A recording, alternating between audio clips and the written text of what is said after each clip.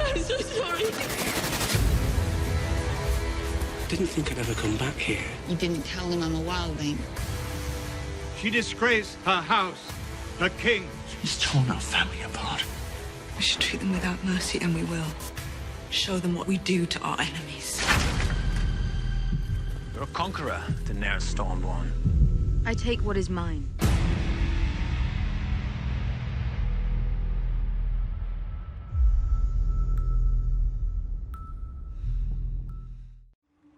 You have no idea how happy I am to see you unharmed.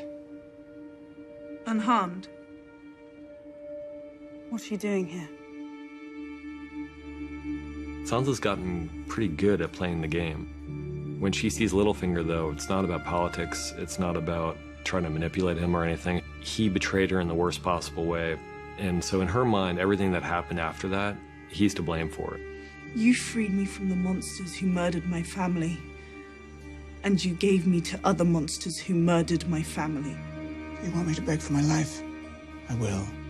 I think it goes through her mind how satisfying it would be to see Brienne just cut him in two right here.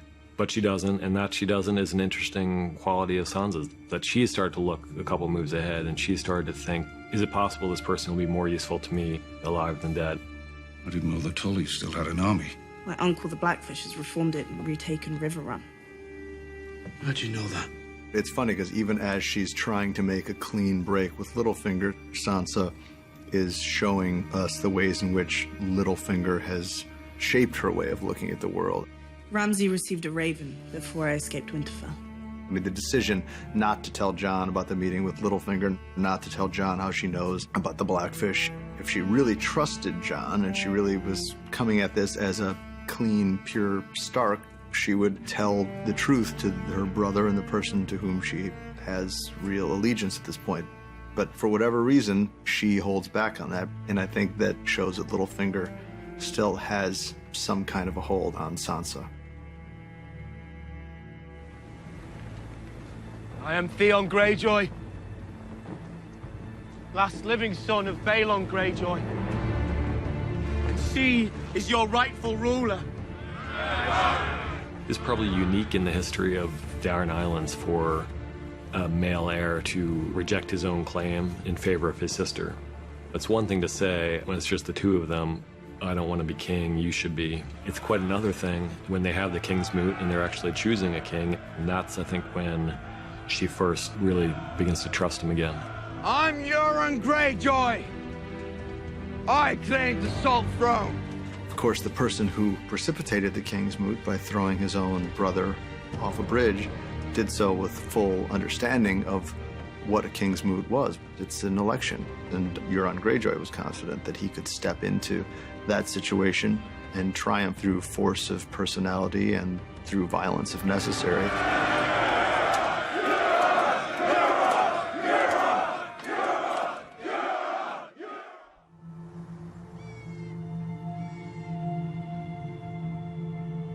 There are certain symbols and patterns that recur throughout the show. The first time we saw that was in one of the very first scenes in the pilot, when Will, the ranger, sees the wildling body parts in an odd pattern displayed by the White Walkers. We see it again north of the wall with the dead horses displayed in a spiral pattern. And then you see it again here and learn where these patterns come from, that there are ancient symbols of the Children of the Forest used in their rituals, and the Children of the Forest created the White Walkers. The Night King, who's sort of the embodiment of absolute evil. What you're watching is the creation of this absolute evil. So the absolute evil isn't absolute after all. No one's innocent, really, in this world. And there was just something really beautifully right about the idea that the great nemesis of mankind were created to protect the children of the forest from mankind. The cave is a safe place. You know, it's like you're playing tag, and if your hand's on the wall, you're safe from whoever's it. And it is the Night King, and he can't access them as long as they're in there because of the magic that's protecting this cave. But Bran makes a mistake.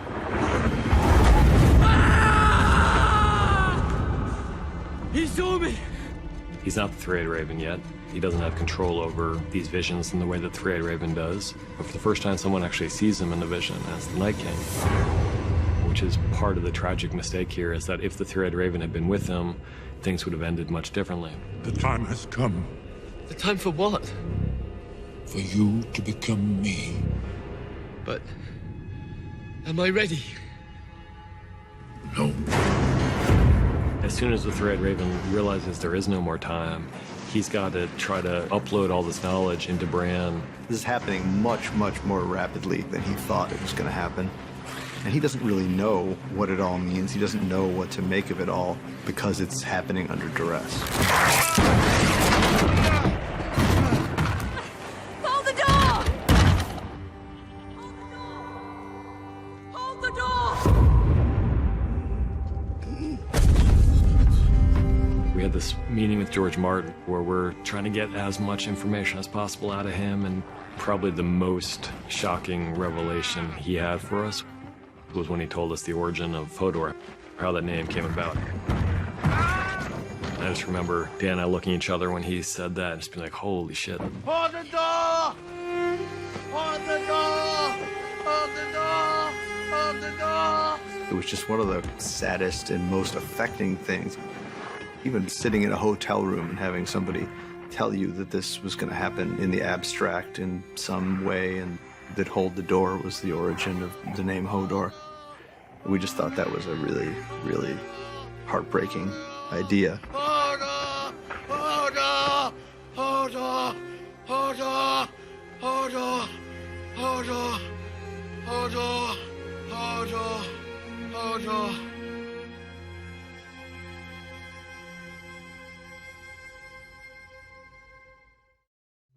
I banished you. Twice. You came back. Twice. And you saved my life.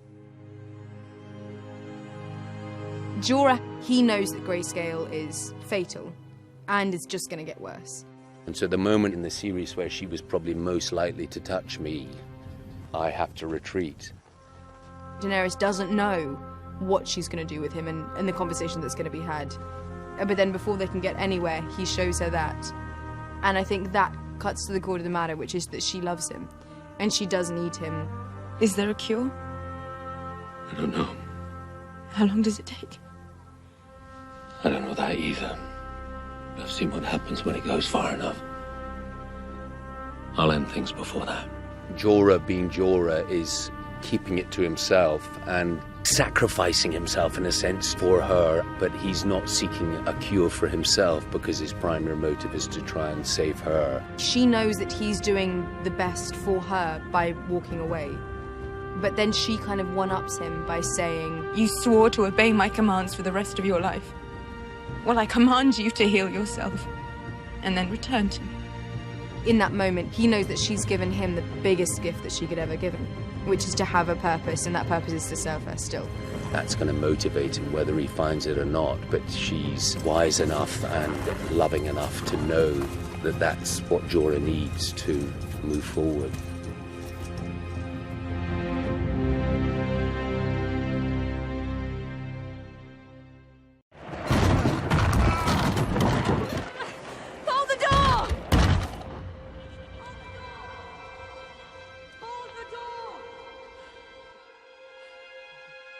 When I got the script for season 6, although I had the call, I knew what was going to happen to Hodor. It was a really difficult scene to read because he's a lovable character. I love Hodor. I love him to death. Especially, I had sort of illusions that Hodor was going to become some sort of king, or But I like that he sacrificed himself for his friends. Feels very true to Hodor for me. Oh, it's mortifying. It's so sad. He's one of the only characters in Game of Thrones who genuinely doesn't have an agenda of any kind. I mean, at all. He's just Hodor. So to have him then killed is just the ultimate sort of twisting of the knife. And it really is these good, kind characters who deserve nothing like that, and who have been through a horrible time themselves, because Hodor was just, as we know, a totally normal kid who was then sort of screwed over by Bran.